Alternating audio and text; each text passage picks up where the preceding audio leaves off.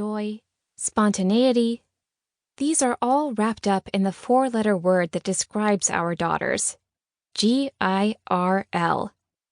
However, let's not fool ourselves. There have been other days when it only seemed fitting that we would start the book by admitting that parenting girls is hard. Our precious daughters have a unique way of exposing places in our hearts that we wish we could pray away.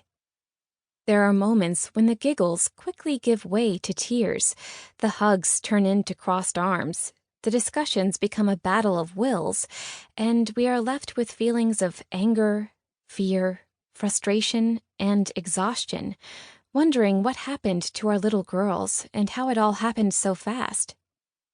We don't doubt that you can relate to both scenarios, and before we go any further, we want you to know that we get it. We are not always overflowing with joy. Nor will we stop you to tell you how full your hands are and how difficult the upcoming years are going to be. On the other hand, we will gladly sit down with you over your drink of choice and a warm piece of buttery bread, or, in Jonathan's case, a box of hot tamales, to compare notes.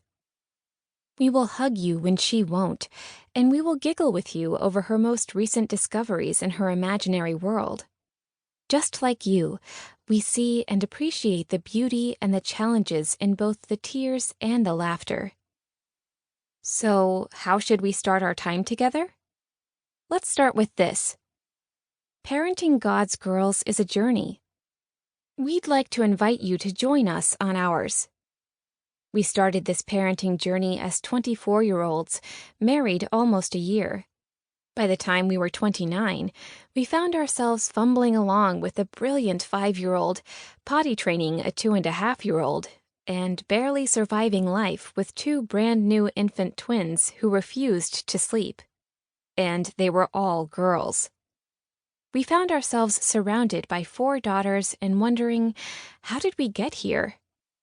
Our lives were chaotic in those early days, and often still are.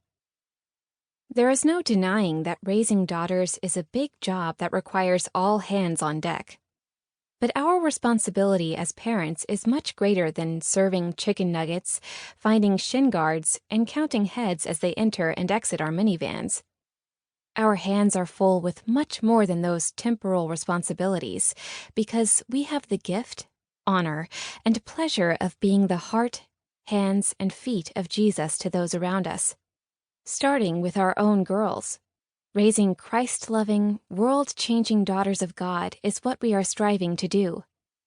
And though our hands are full with our responsibilities, we are well aware of the fact that these girls will never fully belong to us. We hold them with an open hand. We hug them tight, but hold them loose because they ultimately belong to the one who made them and has them in the palm of his hand as well. He is their creator, who loves them and who has great plans for their lives. So, we do not own them, but we are responsible to be their parents. What we do with the gifts God has given us will make a difference in our world for generations to come. As the perfect parent, God is our example. The Father has loved us so much. This shows how much He loved us. We are called children of God, and we really are His children. But the people in the world don't understand that we are God's children because they have not known Him. 1 John chapter 3, verse 1. The Holy Bible, easy-to-read version. If we are doing our job as parents, which includes plenty of hard work and sacrifice, our girls will readily connect with us as mom and dad. As they know and experience us in our sacrifice and in our work, their relationship with us will become secure, and they will know they are loved. Likewise, that verse is saying that as they know God, experiencing Him in His sacrifice and His work, our girls will come to know that they are God's children and that they are loved by Him. So God has given us not only our beautiful daughters, but also an awesome responsibility. We are the primary tools God wants to use to introduce Himself and His love to our girls. Whether you are a mother or a father, whether you are struggling